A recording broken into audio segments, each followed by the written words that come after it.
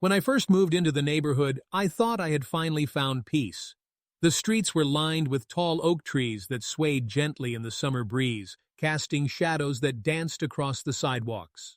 Children rode their bikes in circles on the cul-de-sac, neighbors waved politely as they watered their lawns, and every front porch seemed to hold the promise of quiet evenings and friendly smiles. It was the kind of place where people baked pies for new homeowners, where Christmas lights draped across roofs turned the block into a glowing winter wonderland, and where you felt almost instantly that you belonged. For me, it was more than just a house. It was a new chapter. A safe haven after years of moving from rental to rental, never quite putting down roots. This home, with its pale blue shutters and modest backyard, was the first place I truly felt I could call my own. And I wasn't alone in that feeling. My dog, Max, a golden retriever with endless energy and an even bigger heart, took to the yard like he had been waiting for it his whole life. He loved bounding across the grass, chasing squirrels that always seemed 2 steps ahead, and sitting on the porch beside me as the sun dipped below the horizon. For the first few months, life was perfect. I painted the walls inside, planted flowers along the walkway, and slowly filled the house with memories. On weekends, I hosted small barbecues with friends, the kind where laughter carried out onto the street. And every night, no matter how stressful the day had been, I ended it the same way. Sitting on the porch swing with Max at my feet, breathing in the calm. It didn't take long before I started noticing how organized the neighborhood seemed. Lawns were trimmed neatly, trash cans rolled in before sundown, and houses decorated with just the right amount of personality. Never too much, never too little. It was controlled, in a way I didn't fully understand at first. I figured it was just pride in ownership, the kind of unspoken rule where everyone kept things looking nice for the good of the community. But soon, I realized it wasn't unspoken at all. The first time I heard the letters HOA, it was during a casual conversation with a neighbor across the street. She was friendly enough, the type who always waved but never stayed to chat.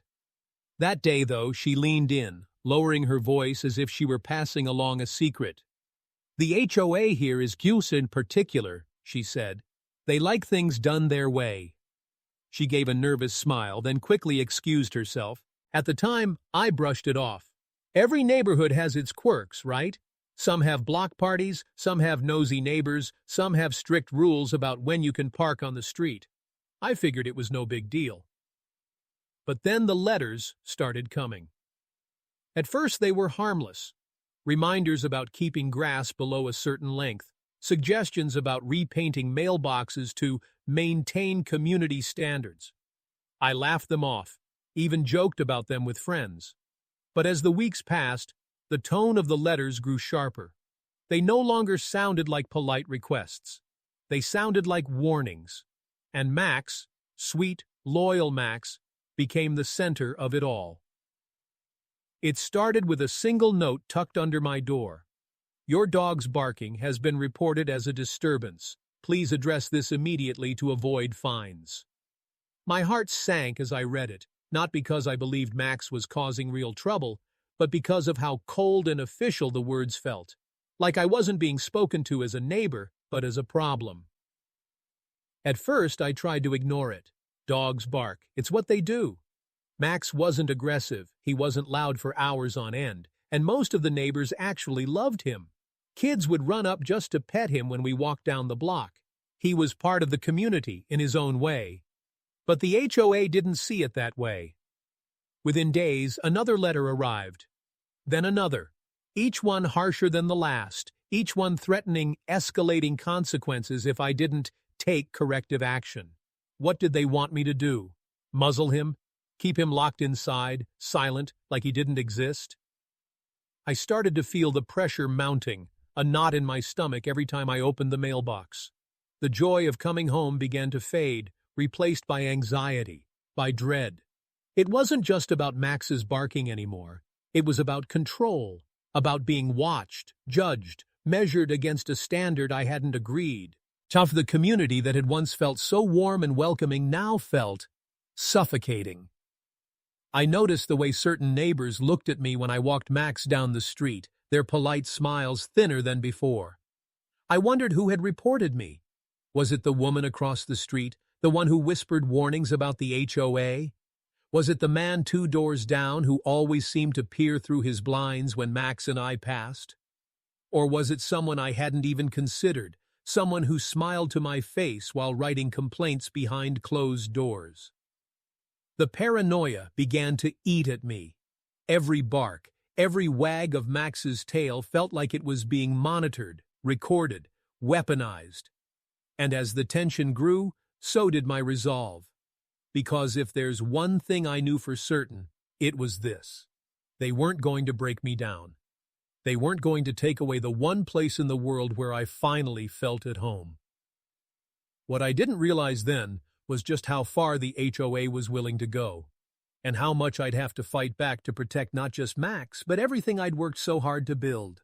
At first, I thought the barking complaints were just the board being dramatic. Max wasn't some out-of-control dog. He barked when delivery drivers came by, when a squirrel dashed across the yard, or when kids played too loudly down the street. Nothing unusual, nothing worse than what anyone else's dog might do. But the HOA made it seem like he was a criminal. The first fine arrived in a plain white envelope. $100. Due immediately. The paper was thin, the words blunt, and the weight of it pressed down on me harder than I expected. It wasn't just the money, it was the message. We're watching you, we're in charge, and you don't belong here unless you follow our rules. I called the number at the bottom of the letter, hoping for reason. The woman on the line spoke with the cold efficiency of someone who had delivered the same speech 100 times. The complaint has been logged. The fine is valid. Further incidents will result in additional penalties. No empathy, no room for discussion, just a wall. I paid it thinking maybe it would end there. It didn't. A week later, another envelope arrived. This time the fine doubled, $200. Then another, $300. Each letter harsher than the last, each threatening legal escalation if I failed to comply. I started to feel like I was living under siege. My own home, my sanctuary, was turning into a trap. But it wasn't just the letters. One night, around 10 p.m., Max barked at something outside. I pulled him in within seconds, but the very next morning, another notice appeared in my mailbox. That's when it hit me. Someone was watching. Not just casually, but actively, waiting for Max to slip up, waiting for me to fail. It got worse.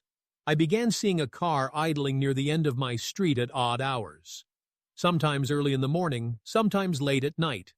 The windows tinted, the driver never stepping out. Just sitting there, engine humming.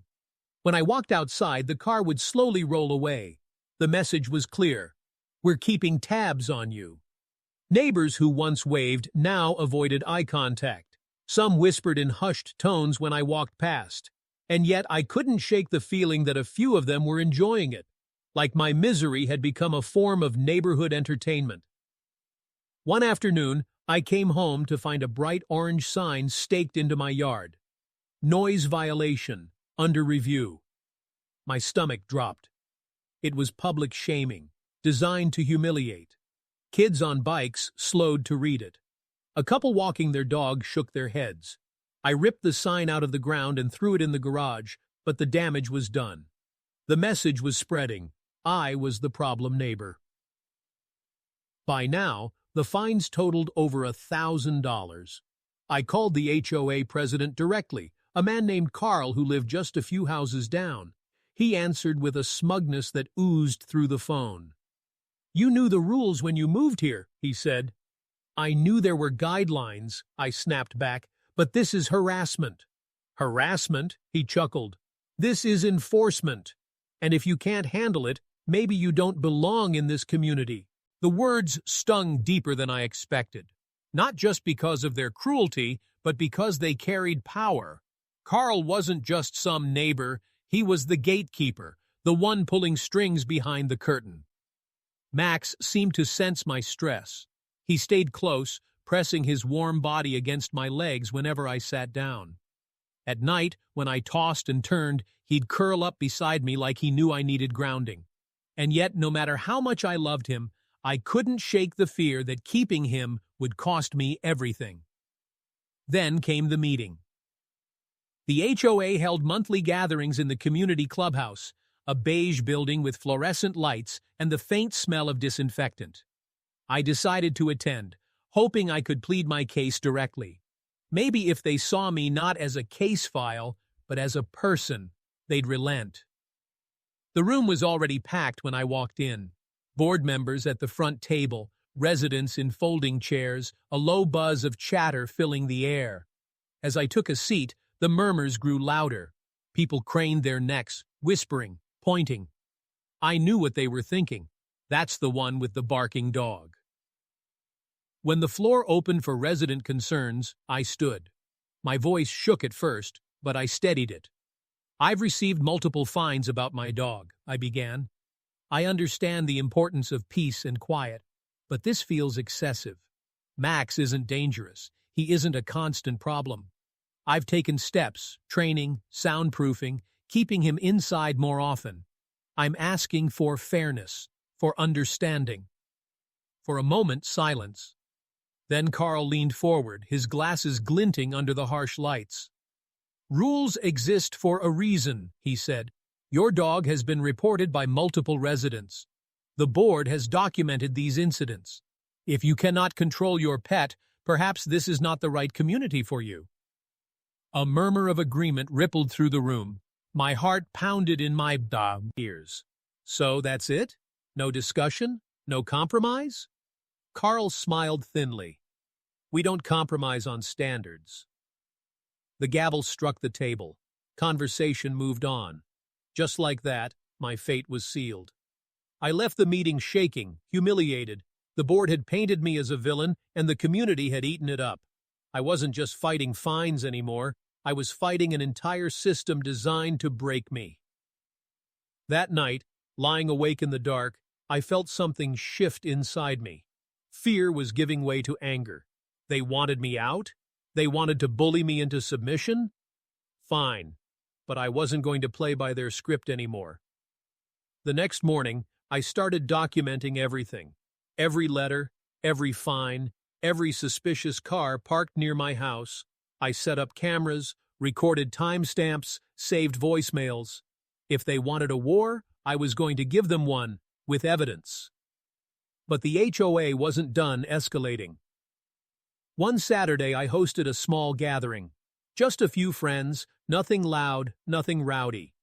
Half an hour in, a security officer hired by the HOA knocked on my door, citing unauthorized activity and disturbance of the peace. I was stunned. My guests exchanged uneasy glances. The officer handed me a citation slip and left. No explanation. It became a pattern. Trash cans left at the curb too long? Fine. My lawn slightly overgrown after a week of rain? Fine. A flower bed not in compliance with community aesthetics? Fine. It felt endless, suffocating, like they were inventing rules just to bury me. One morning, I woke to find spray-painted words on my driveway. Control your dog. My stomach lurched. This wasn't just the HOA anymore. This was neighbors. People I'd once trusted crossing a line into open hostility. I wanted to pack up and leave, to run from the nightmare. But then I looked at Max, tail wagging, eyes trusting, completely unaware of the storm around him. I realized I couldn't. This was our home, and I wasn't going to let them steal it from us. So I started digging into the HOA's finances, their bylaws, their meeting minutes. And what I found made my below. By the time the HOA scheduled the special hearing against me, the tension had reached a fever pitch. I'd been fined, threatened, humiliated, and treated like a criminal in my own home. The letter announcing the hearing claimed it was to determine compliance failure and next steps. But I knew what it really meant. They wanted me gone. It was scheduled for a Thursday evening in the community clubhouse. As I walked toward the building, Max's collar jingling softly in my hand, I felt the weight of every step. The air was thick with anticipation. Neighbors lingered outside, some curious, some eager, some avoiding my gaze entirely. Inside, the fluorescent lights buzzed. The board sat at their long table like judges, Carl at the center with that same smug smile that had haunted me since the first phone call. The room was packed, every folding chair filled, the air hot with whispers. This wasn't just a meeting, it was a spectacle. Carl tapped his gavel. We are here tonight to address repeated violations committed by resident. He looked at his papers, though he didn't need to. The owner of Lot 47, namely, repeated noise disturbances caused by an uncontrolled animal, failure to comply with community guidelines, and hostility toward board authority. My stomach tightened, but I forced myself to stand tall. I had prepared for this. For weeks I had gathered evidence, pored over their own bylaws, and traced their misuse of funds. Tonight wasn't about survival. Tonight was about turning the tables. When they gave me the floor, I stepped forward. The microphone felt cold, the silence around me almost vibrating with expectation. I moved into this neighborhood believing it was a place of community, of trust, a place to build a home. Instead, I've been subjected to harassment, intimidation, and a relentless campaign to drive me out, all under the guise of rules. A few emirs rippled through the crowd. I held up a folder thick with papers. These fines you've issued against me? I flipped one onto the table. Arbitrary, selective, unsubstantiated. I've trained my dog. I've soundproofed my home. I've complied in every way I can. And yet, every week, another fine, another threat, another attempt to break me down. Carl leaned forward. You're out of order. This is not a platform for accusations. I cut him off. No, Carl. This is exactly the platform. Because if the board claims to represent this community, then the community deserves to know the truth. I pulled out copies of bank statements, meeting minutes, and documents I had spent countless sleepless nights compiling. My voice grew stronger with every word.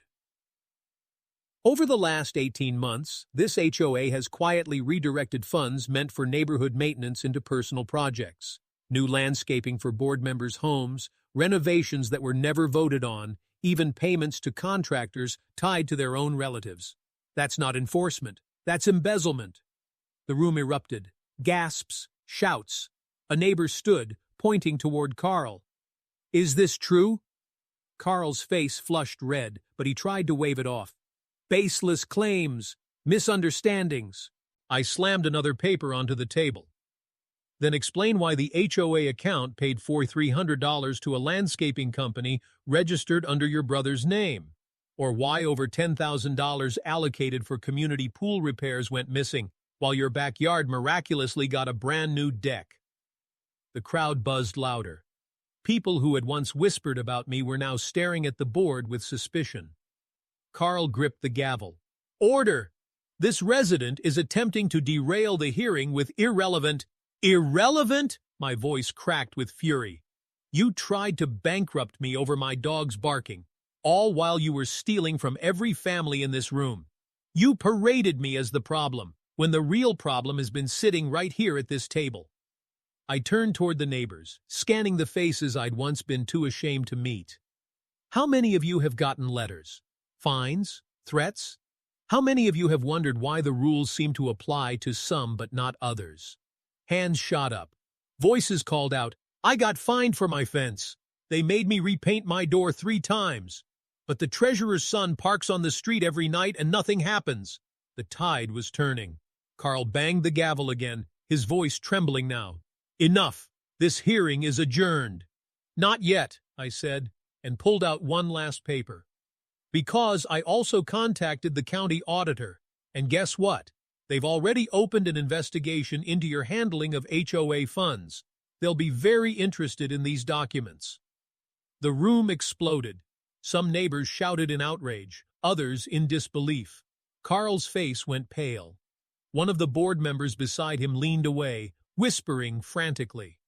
The illusion of control shattered in an instant.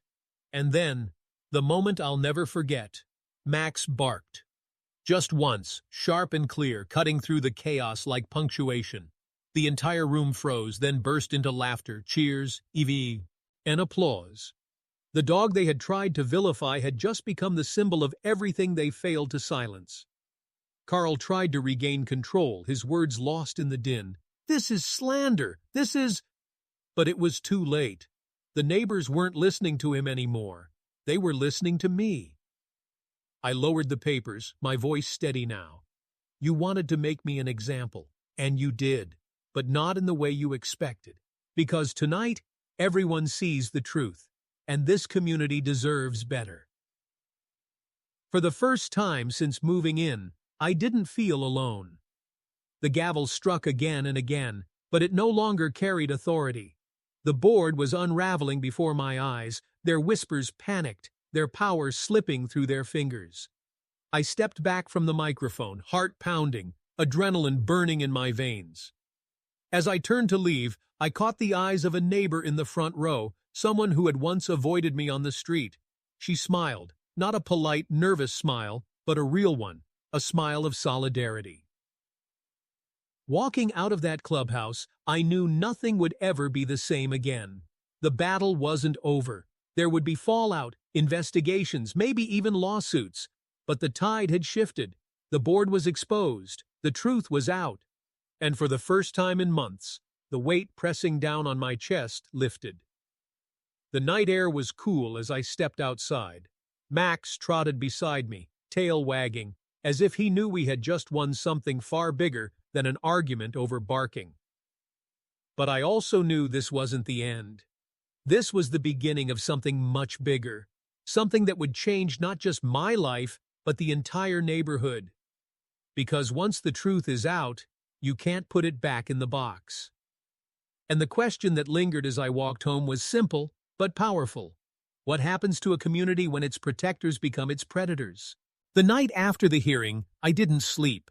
Not because of fear this time, but because of adrenaline.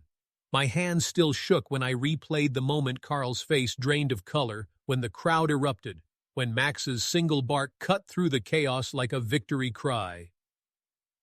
For months, I had been cornered, humiliated, treated like an outcast. And now, for the first time, I felt the weight shift. But with that relief came the nagging question: what now? The answer came faster than I expected. The very next morning, whispers spread like wildfire across the neighborhood. People who had once crossed the street to avoid me now stopped at my mailbox. Some offered apologies. Others shared their own stories of being bullied by the board. Unfair fines, ignored appeals, targeted enforcement. It was like a dam had broken. The fear that had kept everyone silent was crumbling, replaced by something stronger: anger. And once anger takes root in a community, it grows fast. Within a week, residents organized a petition demanding the immediate resignation of the board. I watched as clipboards passed from porch to porch, signatures multiplying with every step. Families who had stayed quiet for years now spoke openly, their voices sharp with betrayal. Carl tried to push back. He sent out a letter claiming I had fabricated evidence, that my accusations were baseless attacks designed to distract from my constant violations. But the letter backfired. Neighbors had seen the documents with their own eyes. They had felt the energy in that room. And most of all, they had felt the board's silence when confronted. Silence speaks louder than denial.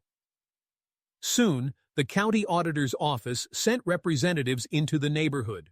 Suits with clipboards walked door to door, asking questions, taking notes. The board tried to act cooperative, but it was clear the walls were closing in. At one point, and I even saw Carl standing on his porch, shoulders slumped, his once proud figure looking small. And then came the night of the vote. The bylaws allowed for a recall election if enough residents signed a petition. They had. The community clubhouse, once the stage of my humiliation, now became the battleground for something far bigger. The room buzzed with energy, neighbors packed shoulder to shoulder, some standing in the back when chairs ran out. Carl sat at the table, his gavel useless in front of him. The other board members flanked him, but their expressions were no longer confident. They were fractured, nervous, glancing away when eyes met theirs. The petition leader, a neighbor named Denise, stood tall. Her voice carried through the room as she read the motion to remove the entire board for misconduct, abuse of power, and misuse of funds. Hands raised, ballots filled.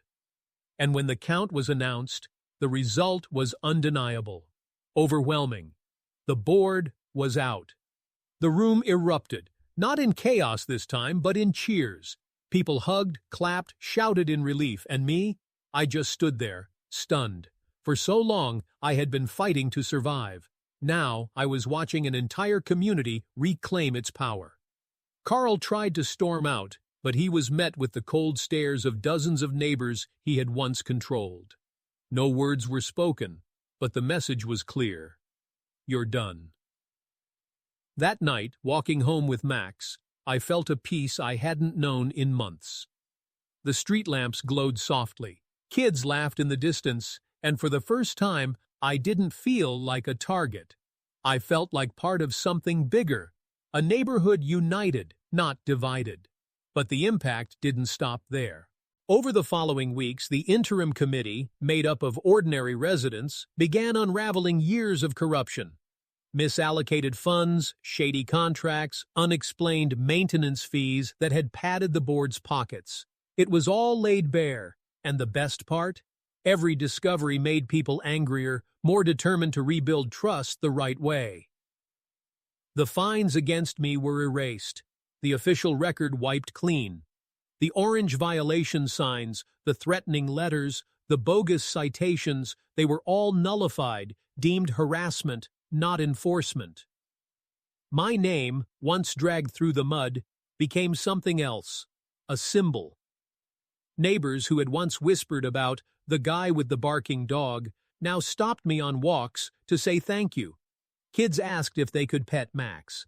Families invited me to backyard barbecues, not out of pity, but because they finally felt free to be neighbors again without fear of retaliation. Max, of course, soaked up every second of it, wagging his tail, basking in attention, oblivious to the role he'd played in dismantling an empire of pettiness and greed. And as the weeks stretched into months, something extraordinary happened. The community began to heal. People repainted their homes in colors they loved, not just what the board demanded. Gardens flourished, unique and wild, where before they had been trimmed into uniformity. The clubhouse, once a chamber of intimidation, became a gathering place again, for birthdays, celebrations, and yes, even dog training classes hosted by local volunteers. It was as though the neighborhood had been holding its breath for years, and now, finally, it could exhale. But for me, the resolution went even deeper. Because through all the anger, the humiliation, the fight, I realized something powerful. It's not just about one dog barking, or one fine, or one rule. It's about the danger of unchecked power, about what happens is when people forget that rules are supposed to serve the community, not control it. And it made me ask myself, and still makes me ask, something I want to ask you too. What would you do if the people meant to protect your home tried to take it away? Would you bow to their control? Or would you fight for your right to belong? Because here's the truth. When one person stands up, others follow. When one voice refuses to be silenced, it sparks courage in those who thought they had none left. And when a community remembers its power, no board, no president, no self-appointed authority can stand in its way. I didn't just save my home, I helped save a neighborhood from fear. And if you take anything from my story, let it be this. Never underestimate the strength of ordinary people when they refuse to back down. Never underestimate what happens when truth cuts through lies.